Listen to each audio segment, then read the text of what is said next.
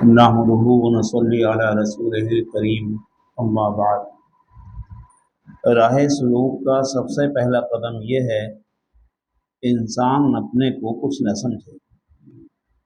میرے عزیزوں، یہ راہ سلوک کی مجلس ہے جس میں آپ لوگ آئے ہوئے ہیں۔ راہ سلوک میں ایک ایک قدم بڑا سنبھال کر رکھنا پڑتا ہے۔ سلوک کا راستہ اللہ رب العزت اپنے خاص بندوں کو نصیب فرماتا ہے۔ راہ سلوک میں چلنے کے لیے سب سے پہلا قدم یہ ہے کہ انسان اپنے کو کچھ نہ سمجھے، یہ سمجھے کہ میں کچھ بھی نہیں ہوں، میں کچھ بھی نہیں جانتا۔ گویا کہ دنیا میں آ کر میں نے بھیڑ کر رکھی ہے۔ دنیا میں اگر کوئی پریشانی آ رہی ہے تو میری ہی وجہ سے آ رہی ہے۔ کسی راستے سے گزرے اور دو کتوں میں لڑائی ہوتی دیکھے تو یہ سمجھے کاش میں ادھر سے نہ گزرتا تو ان دو کتوں میں لڑائی نہ ہوتی، شاید میری وجہ سے ان کتوں میں لڑائی ہوئی ہے۔ آپ نے دیکھا ہوگا جب تک زمین سخت ہوتی ہے اس کے اندر کوئی پیداوار نہیں ہوتی، اور جب وہ نرم ہو جاتی ہے تو اس کے اندر پیداوار بہت اچھی ہوتی ہے۔ یہاں پر کچھ کاشتکار اور پٹھان بھی بیٹھے ہیں جن کو معلوم ہے کہ ایک زمین گورے کی ہے جو گاؤں سے بالکل قریب ہے، اور ایک زمین گاؤں سے بہت دور ہے جو زمین دور ہے بنسبت اس کے گاؤں سے قریب والی زمین میں پیداوار زیادہ ہوتی ہے۔ کیوں ہوتی ہے؟ اس وجہ سے کہ گورے کی زمین گاؤں کے بالکل قریب ہوتی ہے، وہ گاؤں کی ساری گندگیوں کو برداشت کرتی ہے۔ گاؤں والا جو بھی اپنی حاجت پوری کرنے کے لیے اس میں جاتا ہے وہ اس کو بھی برداشت کرتی ہے۔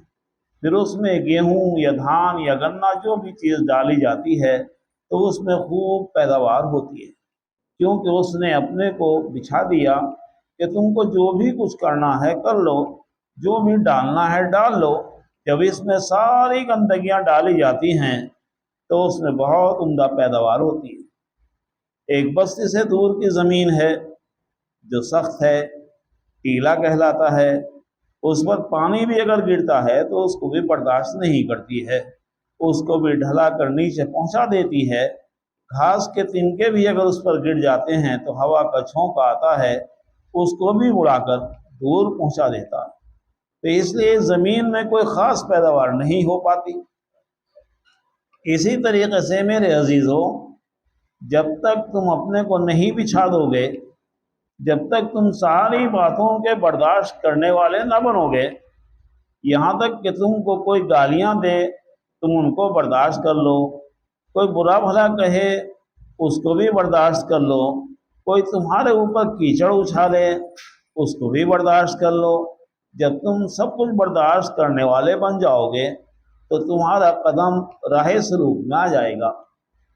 جب تک میں اپنے میں رہا تو اپنے سے بھی دور رہا اور اللہ سے بھی دور رہا۔ سرتاج الاولیاء حضرت بایزید بستامی رحمۃ اللہ علیہ کا قول ہے کہ جب تک میں اپنے میں رہا تو میں اپنے سے بھی دور رہا اور اللہ سے بھی دور رہا۔ اپنے سے مراد کیا تھا کہ جب تک میں اپنے کو یہ سمجھتا رہا کہ میں ہوں تو اپنے سے بھی دور رہا اور اللہ سے بھی دور رہا، اور جب میں اپنے کو بھول گیا تو میں نے اپنے کو بھی پا لیا اور اللہ کو بھی پا لیا۔ تو میرے عزیزوں، میں بار بار کہتا ہوں کہ اپنے کو بھول جاؤ کہ ہم کیا ہیں۔ ہم کچھ نہیں ہیں، حقیقتاً ہم کچھ بھی نہیں ہیں۔ اگر ہم اپنی حقیقت کو دیکھیں تو اس گندے پانی سے بنے ہوئے ہیں جس کو دیکھ کر گھن پیدا ہوتا ہے۔ اے میرے عزیزوں، جب تک تم دنیا کا بوجھ اٹھانے والے نہیں بنو گے تب تک تمہارے اندر کچھ کمالات پیدا نہیں ہوں گے۔ جب تم دنیا کی جلی کٹی برداشت کرنے لگو گے، دشمنوں کی گالیاں برداشت کرنے لگو گے، گالیاں کھا کر بھی دعائیں دینے لگو گے، جیسے کہ اللہ کے نبی جناب محمد رسول اللہ صلی اللہ علیہ وسلم نے گالیاں کھا کر بھی دعائیں دی ہیں، جب تک تم ایسے نہ بنو گے، جب تک تمہارے اندر یہ پھول نہیں کھلیں گے۔ اپنے کو بس یہ سمجھو کہ میں بھی عام طریقے کا ایک انسان ہوں، جس مقصد کے لیے اللہ رب العزت نے مجھے پیدا کیا ہے وہ مجھ سے پورا نہیں ہو پا رہا ہے، اور گویا دنیا میں نے ایک بھیڑ کر رکھی ہے۔ جب تک انسان اپنے کو اچھا سمجھتا رہتا ہے اس وقت تک اس کے دل کی آنکھ نہیں کھلتی ہے۔ یہ بڑا گہرا راز ہے کہ جب تک انسان اپنے کو ذلیل نہیں سمجھتا ہے، حقیر نہیں سمجھتا ہے، جب تک اس کے دل کی آنکھیں نہیں کھل پاتی۔ اور ان نظروں کو دیکھا ہوا تو غلط ہو سکتا ہے، جھوٹا ہو سکتا ہے، مگر جب دل کی آنکھیں کھل جاتی ہیں، ایک بصیرت مل جاتی ہے، پھر انسان کی وہ نظریں بہت دور تک کام کرتی ہیں۔ اس دل کی بصیرت سے انسان پہچانتا ہے کہ کون اللہ کا دوست ہے، کس کا کیا مقام ہے، یہ کیا ہے، میں کیا ہوں۔ حضرت حسن بصری علیہ الرحمہ کا واقعہ، ایک مرتبہ خواجہ حسن بصری علیہ الرحمہ سمندر کے کنارے سے گزر رہے تھے۔ دیکھا کہ سمندر کے کنارے ایک حبشی بیٹھا ہوا ہے اور اس کے پاس عورت بیٹھی ہے۔ وہ حبشی بار بار صراحی سے پلٹ رہا ہے اور پی رہا ہے۔ خواجہ حسن بصری رحمۃ اللہ علیہ کے دل میں ایک خیال پیدا ہوا کہ ان سے تو ہم ہی اچھے ہیں۔ صرف ایک خیال پیدا ہوا، دل میں ایک بات آئی کہ صراحی میں شراب بھر رکھی ہے، گلاس پاس میں ہے، عورت پاس میں بیٹھی ہوئی ہے اور گلاس میں بار بار پلٹ رہا ہے اور پی رہا ہے۔ اچانک میں یہ ہوا کہ سمندر میں ایک کشتی جن میں 6 انسان تھے غرق ہو جاتی ہے۔ وہ حبشی جو جام پر جام پی رہا تھا اور اس کے پاس عورت بیٹھی ہوئی تھی، جلدی سے سمندر میں کود جاتا ہے اور 5 کا ہاتھ پکڑ کر باہر لے آتا ہے اور کہتا ہے، اے حسن بصری، ایک کو تو بچا لے۔ خواجہ حسن بصری رحمہ کے پیروں کے نیچے کی زمین نکل گئی کہ سمندر کی تہوں میں سے 5 کو بچا لایا اور میں ایک کو بھی نہیں بچا سکتا ہوں۔ اس شخص نے کہا، اے حسن بصری، میں صرف تیرے امتحان کے لیے آیا تھا کہ دیکھوں حسن بصری کہاں تک سلوک طے کر چکا ہے۔ ابھی تک تیرے اندر خود ہی پائی جا رہی ہے۔ یہ جو عورت ہے یہ میری ماں ہے اور سرہی میں پانی ہے، تو یہ بدگمانی کر رہا ہے کہ شراب پی رہا ہے اور پاس میں عورت ہے۔ اے حسن، 5 کو میں بچا لایا، ایک کو تو بچا لا۔ اگر اللہ تک پہنچنے کا شوق ہے تو اپنے کو سب سے بیکار سمجھ۔ میرے عزیزوں، اپنے کو اچھا مت سمجھو، دوسروں کو اچھا سمجھو، دوسروں کی اچھائی پر نظر ڈالو، دوسروں کی اچھائیوں کو تلاش کرو، اپنے اندر عیبوں کو تلاش کرو۔ اگر تمہارے اندر یہ بات ہے تو تم اللہ کی نظروں میں اچھے ہو، اور اگر تم دوسروں کے عیبوں کو تلاش کرتے ہو، اپنی اچھائیوں کو دیکھتے ہو، تو یقیناً یاد رکھ لو تم اللہ رب العزت سے بہت دور۔ جب تک انسان اپنے کو بیکار نہ سمجھنے لگے، کوڑے کرکٹ سے بھی بدتر اپنے کو نہ سمجھنے لگے، جب تک یہ نہ سمجھنے لگے کہ اگر دنیا میں نہ آتا کوئی پریشانی دنیا میں نہ آتی، نہ کوئی مخلوق پریشان ہوتی، شاید میری ہی وجہ سے یہ حالات آ رہے ہیں، اس وقت تک اس کا کوئی مقام نہیں ہو پاتا۔ اور جب یہ سمجھنے لگتا ہے تو پھر اللہ کے یہاں اس کا کچھ مقام ہونا شروع ہو جاتا ہے۔ میرے عزیزوں، عاجزی اور انکساری راہ سلوک میں پہلا قدم ہے۔ بغیر عاجزی اور انکساری کے انسان آگے نہیں بڑھ سکتا۔ عاجزی اور انکساری ضروری ہے۔ علامہ اقبال صاحب کا وہ شعر اسی کو بیان کر رہا ہے، مٹا دے اپنی ہستی کو اگر کچھ مرتبہ چاہے، کہ دانہ خاک میں مل کر گلزار ہوتا ہے۔ جب تک تم اپنے کو مٹا نہیں دو گے، خاک میں ملا نہیں دو گے، اس وقت تک تم ابھر کر نہیں آؤ گے۔ ایک کاشتکارو، جب تک تم گیہوں کا دانہ مٹی میں نہیں ملاؤ گے، جب تک تمہارے کھیتوں میں سبزہ اگ کر نہیں آئے گا، ایک کاشتکارو، جب تم اپنے کو مٹی میں نہیں ملاؤ گے، تب تک تم مٹی سے نکال کر کچھ نہیں لاؤ گے۔ اے راہ سلوک کے چلنے والوں، اگر تجھ کو اللہ تک پہنچنے کا شوق ہے تو اللہ تک پہنچنا چاہتا ہے، راہ سلوک طے کرنا چاہتا ہے، راہ سلوک کی منزلیں تجھ کو طے کرنی ہیں، تو تجھ کو چاہیے کہ اپنے کو سب سے بیکار سمجھے کہ سب سے بیکار میں ہوں۔ سب نے اپنا اپنا راستہ اپنا لیا ہے، سب اپنا اپنا کام کر رہے ہیں، سب نے اپنے اپنے کام سنوار لیے ہیں، بس میرا ہی کام رہ گیا، میں اپنا راستہ نہیں پکڑ پایا، بس میں ہی بہت دور ہوں، سب کا گھوڑا قریب لگ گیا، بس میرا ہی گھوڑا سب سے پیچھے ہے۔ جب تم حقیقتاً اپنے کو ایسا سمجھنے لگو گے تو میرے عزیزوں تم اپنی منزل مقصود کو پہنچنے والے بن جاؤ۔ اللہ تک پہنچنے کے لیے اپنی عقل و فہم کے رسے کاٹ دو۔ اللہ تک پہنچنے کے لیے بہت سے لوگوں نے، بہت سے اللہ والوں نے، بہت سے اکابروں نے بہت سی چیزیں اپنائیں، امت کو بتلائیں، مگر میں اپنے ناقص عقل کے اعتبار سے کہتا ہوں کہ اللہ تک پہنچنے کے لیے اپنے ارادوں کے، اپنی عقل کے، اپنے فہم کے، اپنی سوچ کے سب کے رسے کاٹ دو اور وعدہ لا شریک کے سامنے بالکل بے یار و مددگار ہو جاؤ، پھر انشاءاللہ امید ہے کہ تم کو یار مل جائے گا، مددگار مل جائے گا۔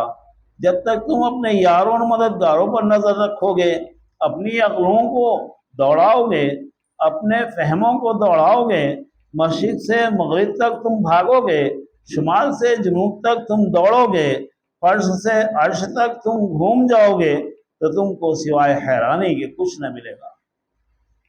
بس اپنی ہر چیز کی رسی کو کاٹ دو، اپنی ہر چیز کی مشینری کو ٹھپ کر دو، وعدہ لا شریک کے سامنے بالکل ایسا ہو جاؤ جیسا غسل دینے کے وقت میں مردہ ہوتا ہے، کہ غسل دینے والا جدھر چاہتا ہے کروٹ بدل دیتا ہے، جدھر چاہتا ہے پانی ڈال دیتا ہے، جو چاہتا ہے کر لیتا ہے، مگر وہ مردہ کچھ بھی نہیں کہتا ہے۔ اسی طریقے سے تم وعدہ لا شریک کی تقدیر کے سامنے، وعدہ لا شریک کے حکم کے سامنے، وعدہ لا شریک کے فیصلوں کے سامنے میرے عزیزوں تم ایسے بن جاؤ۔ بہت دیکھا مگر دیکھنے کے بعد یہی نظر آیا، عقل ختم رب فہم ختم رب دور اندیشی خاک ہوئی، پیارے رب کو کیسے پاؤں نیا بھنور کے بیچ گئی۔ اے میرے رب، اے میرے آقا، عقل بھی ختم ہے، فہم بھی ختم ہے، دور اندیشی بھی ختم ہے۔ عقل سے بہت ڈھونڈا، بہت پہچاننا چاہا، لیکن پہچاننا فہم سے بہت تلاش کیا مگر نہیں ملا، دور اندیشی میں بہت دوڑائی مگر کام نہ ہو سکا۔ ایک بھنور کے بیچ میں ہوں، نہ کوئی یار ہے نہ کوئی مددگار ہے، بس تو ہی ہے۔ ارے نہ کنارہ کہیں نظر آ رہا ہو، نہ ملاح کہیں نظر آ رہا ہو، کشتی کے ٹکڑے ٹکڑے ہو گئے ہوں، کوئی یار و مددگار نہ ہو۔ اے میرے عزیزو جب تم ایسے ہو جاؤ گے پھر امید ہے کہ انشاءاللہ تمہارا تعلق اللہ سے جڑ جائے گا۔ راہ سلوک میں چل کر تو انسان ویسے بھی الگ ہو جاتا ہے، دل کے اعتبار سے تو الگ ہو ہی جاتا ہے، دل سب سے بیزار ہو جاتا ہے۔ جب دل یار اور یار دل مل جاتا ہے تو دل سب سے بیزار ہو جاتا ہے، یہاں تک کہ ایک وقت آتا ہے کہ انسان اس محبوب حقیقی کے عشق میں اپنے کو بھی بھول جاتا ہے۔ ہم نے اسے بہت ڈھونڈا نہ پایا، اگر پایا تو کھوج اپنا نہ پایا، کہے کیا ہائے زخم دل ہمارا، دہن پایا لب جو یا نہ پایا، کبھی اس کا کبھی تیرا رہا غم، مگر خالی دل شیدا نہ پایا۔ برائی کو برا سمجھو، برائی کرنے والے کو برا مت سمجھو۔ تو اپنے کو بالکل مٹا دو، اور تم یہ خیال رکھو کہ دنیا میں اگر کوئی شرابی ہے، بدکار ہے، تو یہ شرابی اور بدکار برا نہیں ہے۔ ہاں شراب پینا، بدکاری کرنا یہ گناہ ہے، ہو سکتا ہے اللہ اس کو توبہ کی توفیق دے دے اور یہ ایمان کے اعلیٰ درجے کو پہنچ جائے۔ اور ایسا ہوا ہے، بعض جو شرابی تھے نئے خانوں میں جا کر جو پیا کرتے تھے وہ خدا دوست ہو گئے۔ بشر حاوی رحمۃ اللہ علیہ انہی میں سے ایک تھے۔ ہم اس آقائے مدنی صلی اللہ علیہ وسلم کی امت میں ہیں جن کو مل کر دنیا نے ستایا، مگر آپ صلی اللہ علیہ وسلم نے سب کو دعائیں دی۔ تو میرے عزیزو اپنے اندر عاجزی انکساری پیدا کرو۔ کسی نے تمہاری طرف منہ کر کے تھوکا، تم کو غصہ آ گیا، پھر بھی تم نہیں بولے۔ کسی کا پیر گڑھے میں گر گیا، گاڑی کیچڑ میں آ گئی، اس سے تمہارے اوپر چھینٹیں آ گئیں، تم آگ بگولا ہو گئے، غصے میں ہو گئے، تو بھی میرے عزیز تم نہیں بدلے۔ جب تک تم ان سب چیزوں کو برداشت کرنے والے نہ بن جاؤ، کہ تم کو اگر کوئی گالیاں بھی دیتا ہے تو تم اس کو دعاؤں سے رخصت کرو، اگر کوئی تم کو برا بھلا کہتا ہے تو تم انتقام کا ارادہ بھی نہ کرو۔ ہم اس آقائے مدنی جناب محمد رسول اللہ صلی اللہ علیہ وسلم کی امت میں ہیں کہ جن کو مل کر پوری دنیا نے ستایا، پھر بھی آپ صلی اللہ علیہ وسلم نے ان کے اور ان کی نسلوں کے لیے دعائیں کی ہیں۔ آقائے مکی مدنی صلی اللہ علیہ وسلم کعبہ کے سامنے حرم کے اندر سجدے میں ہیں، اور آپ صلی اللہ علیہ وسلم کی کمر مبارک اور سر مبارک پر اونٹ کا اوج لا کر رکھ دیا گیا۔ غور کیجئے، سجدہ کس کو ہو رہا ہے؟ اللہ کو۔ کہاں ہو رہا ہے؟ کعبے میں۔ قریش لوگ خوب جانتے ہیں کہ اوج کیا ہوتا ہے، اس میں پورا گندا میلہ بھرا ہوا ہوتا ہے، اور وہ بھی اونٹ کا۔ کتنا وزنی ہوگا، کتنا بڑا ہوگا، جس کی وجہ سے پیارے نبی جناب محمد رسول اللہ صلی اللہ علیہ وسلم کا سر مبارک نہ اٹھ سکا۔ کافی دیر آپ صلی اللہ علیہ وسلم اپنے محبوب کے سامنے اسی حالت میں سجدے میں پڑے رہے، مگر میرے آقا نے کسی کے لیے بد دعا نہیں کی۔ جنگ بدر ہے، 313 جانثار صحابہ رضی اللہ عنہم مجمعین ہیں، بوڑھے نوجوان اور بچے بھی ہیں، ننگے بھوکے پیاسے اور بے ہتھیار کے بھی ہیں۔ ادھر مقابلے پر لشکر جرار ہے، 1000 جس کی تعداد ہے، ہتھیاروں سے لیس اور شکم سیر ہے۔ اللہ کے نبی صلی اللہ علیہ وسلم اپنے محبوب کے سامنے سجدے میں گر جاتے ہیں، اور یوں نہیں کہتے اللہ تو ان کو ختم کر دے، بلکہ کیا کہتے ہیں، اے اللہ یہ مٹھی بھر جماعت جو میرے ساتھ ہے تیری نام لیوا ہے، اے رب اے میرے محبوب اگر آج یہ کام آ گئی تو پتہ نہیں پھر کوئی ایسی جماعت پیدا ہو سکے یا نہ ہو سکے، اے میرے رب میری اس جماعت کی لاج رکھ لے۔ بد دعائیں نہیں دی کسی کو، جبکہ سامنے دشمنوں کا زبردست لشکر چڑھا ہوا ہے، اپنے رب سے مدد مانگی، اپنے صحابہ کی لاج مانگی، اپنی جماعت کی نصرت مانگی، مگر بد دعائیں نہیں فرمائی۔ جب تک تم اپنے کو نیست و نابود نہیں کر دو گے ابھر کر نہیں آؤ گے۔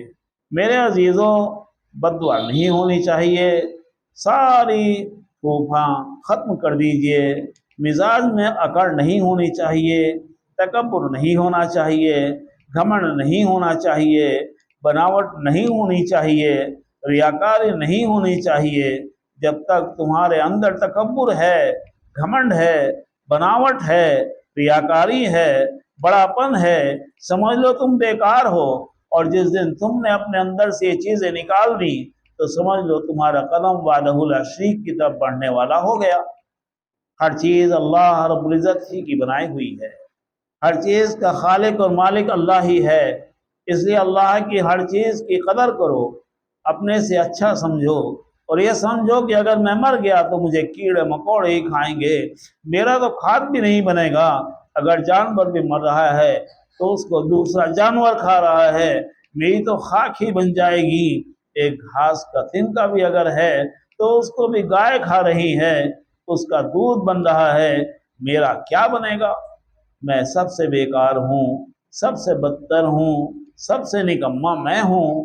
ایک کاش میں اس دنیا میں پیدا نہ ہوا ہوتا تو کوئی پریشانی دنیا میں نہ آتی، میں نہ ہوتا تو دنیا میں کوئی گمراہ نہ ہوتا، میں اس راستے سے نہ گزرتا تو ان دو شخصوں میں لڑائی نہ ہوتی، شاید میری نحوست سے ان میں لڑائی ہوئی۔ میرے عزیزوں، عاجزی انکساری راہ سلوک میں پہلا قدم ہے۔ خودی کو کر بلند اتنا کہ ہر تقدیر سے پہلے خدا بندے سے خود پوچھے بتا تیری رضا کیا ہے۔ جب تک تم اپنے مزاج کو نرم نہیں بناؤ گے، اپنے کو ختم نہیں کر دو گے، نیست و نابود نہیں کر دو گے، جب تک تم اٹھ کر نہیں آؤ گے، ابھر کر نہیں آؤ گے، معرفت کا پودا نہیں لگے گا، اس کا پھول نہیں کھلے گا، اس پر میوہ نہیں لگے گا، جب تک تم دانے کو خاک میں نہیں ڈالو گے، جب تک وہ اگ کر نہیں آئے گا، جب تک تم اپنے کو خاک میں نہیں ملاؤ گے، اس وقت تک تمہارے اوپر پھول کھل کر نہیں آئیں گے۔ اگر تم یہ چاہو کہ میں اپنے اللہ کی نظر میں کچھ بن جاؤں، اور نظروں میں بن جانا یہ ہے کہ میں اپنے اللہ کا بن جاؤں، اور اصل بات یہی ہے کہ میں اپنے محبوب حقیقی کا بن جاؤں، میں اپنے محبوب کو پہچان لوں، اپنے رب کو پہچان لوں، اپنے رب کو پہچاننے والا بن جاؤں، تو سارے گھمنڈ، سارے تکبر، ساری بناوٹ، ساری ریاکاری، ساری پھونک پھاں، ساری مالداری، ساری طاقت، سارا شیخ سید مغل پٹھان ہونا پھونکنا پڑے گا، ورنہ جب تک تمہیں یہ نشہ رہے گا میں سید ہوں، میں مغل ہوں، میں پٹھان ہوں، میں مرزا ہوں، میں مالدار ہوں، میں طاقتور ہوں، میں عہدے والا ہوں، میں عبادت گزار ہوں، جب تک کوئی بھی نشہ تمہارے اندر ہوگا تم کچھ بھی نہیں بن پاؤ۔ عبادت بھی تمہارے اندر سب سے زیادہ ہو، بیکار بھی تم اپنے کو سب سے زیادہ سمجھ رہے ہو، تو پھر امید ہے کہ تم کچھ بن سکتے ہو، اچھے بن سکتے ہو۔ جو بیکار ہے وہ اپنے کو بیکار سمجھے، وہ تو بیکار ہے ہی، مگر کمال کی بات تو یہ ہے کہ اچھے سے اچھے کام کرے اور پھر اپنے کو سب سے بیکار سمجھے۔ برا کام کر کے اپنے کو برا سمجھے، یہ کوئی کمال کی بات نہیں ہے۔ اچھے اچھے کام کرو، زیادہ سے زیادہ نیک کام کرو، پھر اپنے کچھ نہ سمجھو، یہ کمال ہے۔ تمہاری زندگی کا ہر لمحہ، ہر سانس اللہ کی عبادت میں، اس کی مخلوقوں کی خدمت میں لگا ہوا ہو، اور پھر تم اپنے کو بیکار اور ذلیل و خوار سمجھ رہے ہو، اعلیٰ درجے کی کمال کی بات یہ ہے سلوک سلیقے سے ملتا ہے۔ اے میرے عزیزو، راہ سلوک میں عاجزی انکساری کے ساتھ ساتھ سلیقہ بھی ضروری ہے، کیونکہ سلوک سلیقے سے ملتا ہے۔ جسے اپنی زندگی گزارنے کا سلیقہ نہ ہو وہ سلوک کیا طے کر سکتا ہے؟ جس کو اپنی زندگی سیدھی سچی صحیح طریقے سے لے کر چلنے کا سلیقہ نہ ہو وہ سلوک کی منزلوں کو کیا طے کر سکتا ہے؟ ہمارے اسی سلسلہ نقشبندیہ مجددیہ میں ایک اہم کڑی حضرت مرزا مظہر جان جانا رحمۃ اللہ علیہ دہلی چتلی قبر میں آرام فرما ہیں، ان سے ایک بادشاہ ملنے آیا، آ کر حضرت کی خانقاہ میں بیٹھ گیا اور کہا کہ حضرت پانی پلوا دو۔ حضرت نے فرمایا کہ یہاں کوئی کسی کا نوکر نہیں ہے، ادھر گھڑا رکھا ہوا ہے، اس میں سے پانی پی لو۔ اٹھ کر پانی پیا اور پیالہ اسی پر ڈھک دیا، مگر پیالہ ترچھا ڈھکا ہوا تھا۔ حضرت کو غصہ آیا اور سخت لہجے میں کہا کہ بدتمیز، تجھ کو بادشاہ کس نے بنایا؟ تجھ کو ابھی پیالہ ڈھکنا بھی نہیں آیا؟ جب تجھ سے پیالہ سیدھا نہیں رکھا جا سکتا تو تو حکومت صحیح طریقے سے کیا چلا سکتا ہے؟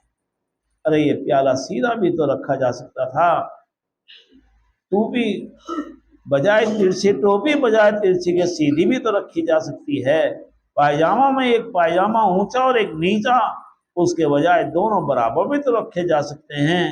جب ہم کو اپنے گھر کا سلیقہ نہیں ہے، چپل کہیں پڑے ہیں، پلیٹیں کہیں پڑی ہیں، بیوی کہیں پھر رہی ہے، ہم کہیں پھر رہے ہیں، تو سلیقہ کہاں سے پیدا ہوگا؟ اگر تم کو سلوک پیدا کرنا ہے تو سلیقہ پہلے اپنے اندر لے آؤ، اپنے گھر میں لے آؤ، اپنے کھانے پینے میں لے آؤ، سلیقہ لے آؤ۔ یوں ہی نہیں کہ گواروں کی طرح بیٹھ کر کھا لیا، پتہ نہیں چل رہا ہے کہ بیٹھا ہوا مسلمان کھا رہا ہے یا کوئی اور کھا رہا ہے۔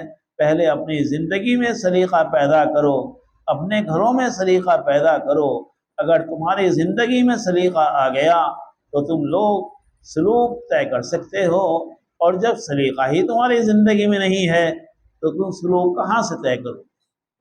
لوگوں نے پاگل اور بیوقوفوں کا نام مومن رکھا ہے کہ جن کو نماز پڑھنے کا سلیقہ نہیں ہے، ٹوپی اوڑھنے کا سلیقہ نہیں ہے، اور وہ اللہ یاد نہیں ہے، اس کو کہتے کہ مومن آ رہا ہے، یہ مومن ہے۔ ارے مومن کی ہر چیز سلیقے سے ہوتی ہے، مومن کی ہر چیز صلاحیت والی ہوتی ہے، مومن عقل مند ہوشیار ہوتا ہے، پاگل اور بیوقوف نہیں ہوتا ہے کہ کوئی چیز کہیں پڑی ہے، کوئی چیز کہیں پڑی ہے۔ بہت سے سمجھدار مہمان مدرسے میں آتے ہیں، مجھ سے کہتے ہیں کہ جی ہم دروازے سے ہی پہچان لیتے ہیں کہ حضرت مدرسے میں ہے یا نہیں ہے۔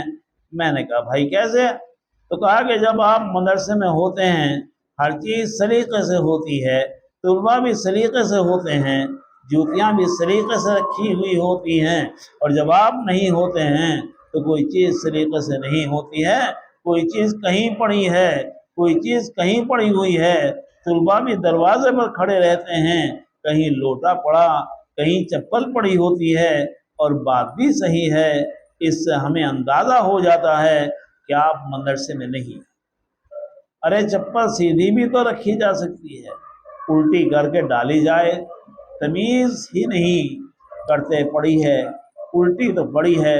میں تو کسی کی جوتی الٹی دیکھتا ہوں تو سیدھی کر دیتا ہوں، اور یہ سمجھتا ہوں کہ یہ چپل میرے اللہ کی طرف الٹی ہو رہی ہے، اس کا رخ عرش اعظم کی طرف ہے، اور عرش اعظم پر میرا محبوب ہے، اس کی جوتی کا تلا عرش اعظم کی طرف ہو رہا ہے، اس سے اللہ کی بے ادبی محسوس ہوتی ہے۔ سلیقے سے دنیا اور سلوک سے آخرت سنورتی ہے۔